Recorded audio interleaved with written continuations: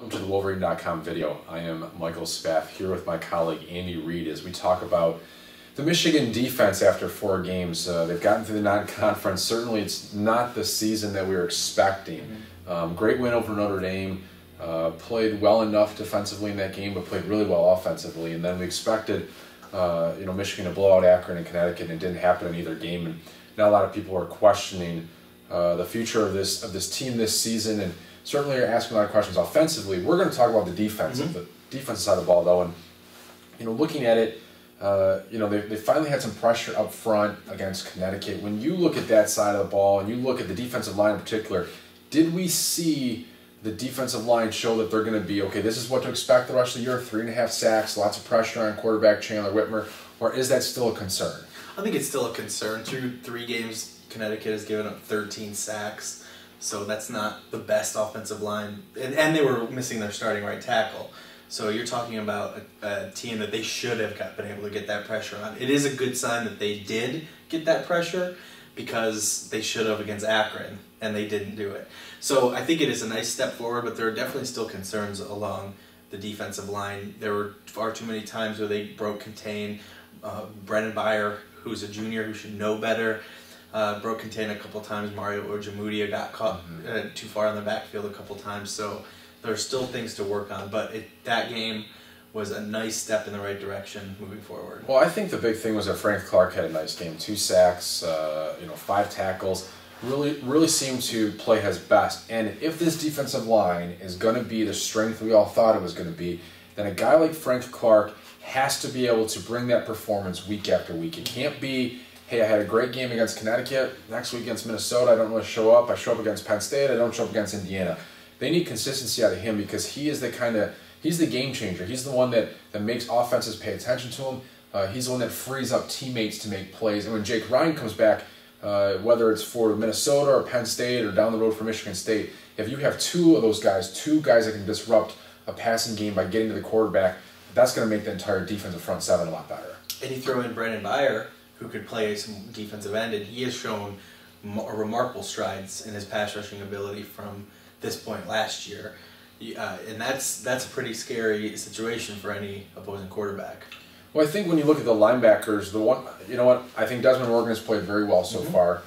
Junior that has, had that incredible interception against Connecticut, very big one that he returned, I believe 29 yards to get down to Michigan, and scored a touchdown the very next play. And he's playing very well. I think Brennan Byer, for the most part, has played pretty well.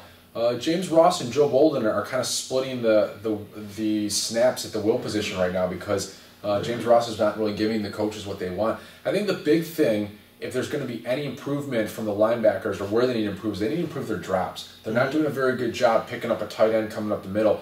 The middle of the field right now is extremely vulnerable, because the linebackers are not dropping and the safeties are not coming up. Yeah, that's true.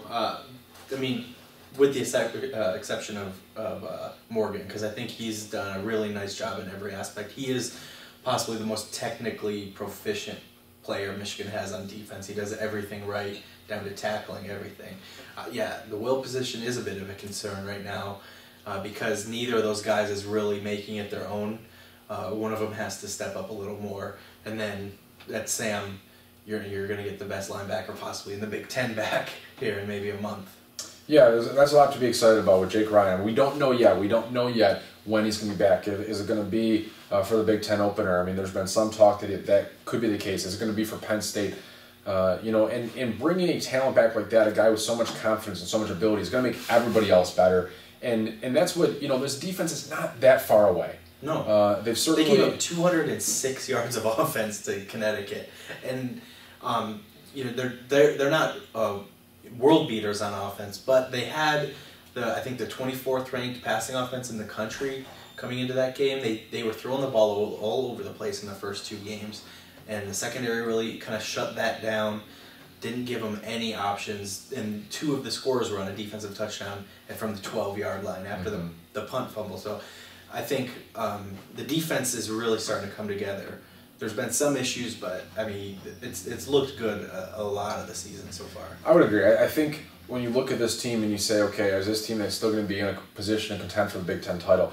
Most of their most glaring major issues are on the offensive side of the ball. They have to fix the offensive line. They need Devin Gardner to treat the football like it's supposed to be his and not the opponent's. And if they can get those two things corrected, they should be a lot better off. Defensively, they need to continue to push up front and get a more consistent pass rush. Linebackers need to drop a little bit better. Safeties need to make some better plays on the balls, but they're not far away on the defensive side of the ball. No, you look all over. There's been some questions about the secondary, but if you look at the numbers, they are giving up quite a bit more passing yards per game than they were last year, but they're also facing about 20 passes per game more than they were. They had about 25 passes a game last year. They're up at about 45 right now. So they're actually their completion percentage, their opponent passer rating, all of that is way down from last year. Just the yardage is up, but that's going to happen when you face that many more passes a game. Well, this defense should help Michigan be in a position to contend for the Big Ten title. Certainly, these next 3 games, Minnesota, Penn State, and Indiana, are going to be crucial. But this defense looks like it's maybe starting to come together and will be a unit for the Wolverines that is a benefit.